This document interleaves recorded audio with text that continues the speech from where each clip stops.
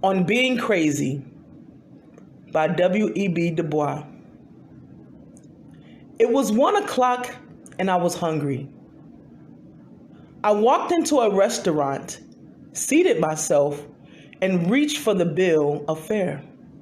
My table companion rose. "Sir," said he, "do you wish to force your company on those who do not want you?" "No," said I. "I wish to eat." "Are you aware, sir, that this is a social equality?" "Nothing of the sort, sir. It is hunger, and I ate." The day's work done, I sought the theater. As I sank into my seat, the lady shrank and squirmed. "I beg pardon," I said. "Do you enjoy being where you're not wanted?" she asked coldly. "Oh, no," I said. "Well, you are not wanted here." I was surprised. "I fear you are mistaken," I said. "I certainly want the music, and I like to think the music wants me to listen to it." "Usher," said the lady, "this is social equality." "No, madam," said the usher. "It is the second movement of Beethoven's Fifth Symphony."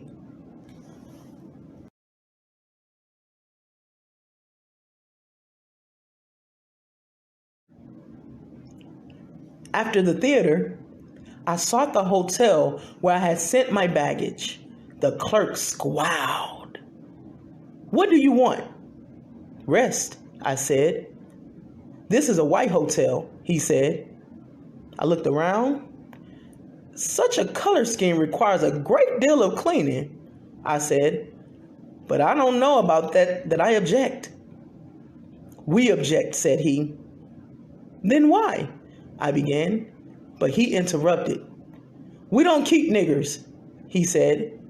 "We don't want social equality." "Neither do I replied gently. "I want a bed."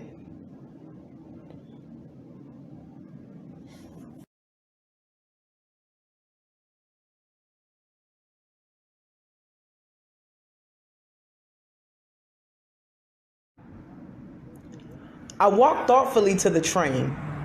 "I'll take a sleeper through Texas. I'm a little bit dissatisfied with this town." "Can't sell you one." "I only want to hire it," said I, "for a couple of nights." "Can't sell you a sleeper in Texas," he maintained. "They consider that social equality." "I call it barbarism," I said, "and I think I'll walk."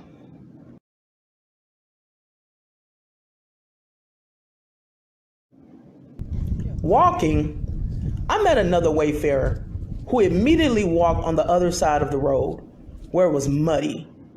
I asked his reason. "Niggers are dirty," he said. "So is the mud," said I. "Moreover, I am not as dirty as you yet."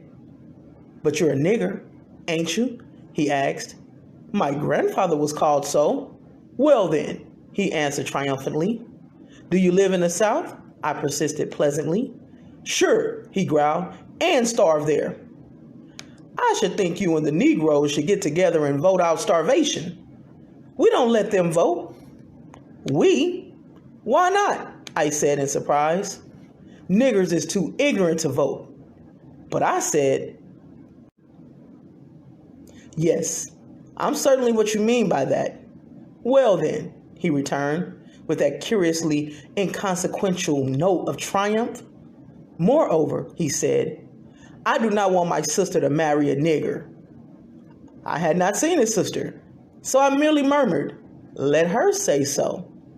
"By God, you shan't marry her, even if she says yes." But, I don't want to marry her," I answered, a little perturbed at the personal turn. "Why not?" he yelled, angrier than ever. "Because I am already married, and I rather like my wife." "Is she a nigger?" he asked persistently. "Well," I said again, "her grandmother was called that." "Well then," he shouted in that oddly illogical way. I gave up. "Go on," I said. "Either you are crazy or I am. We both are, he said as he trotted along in the mud.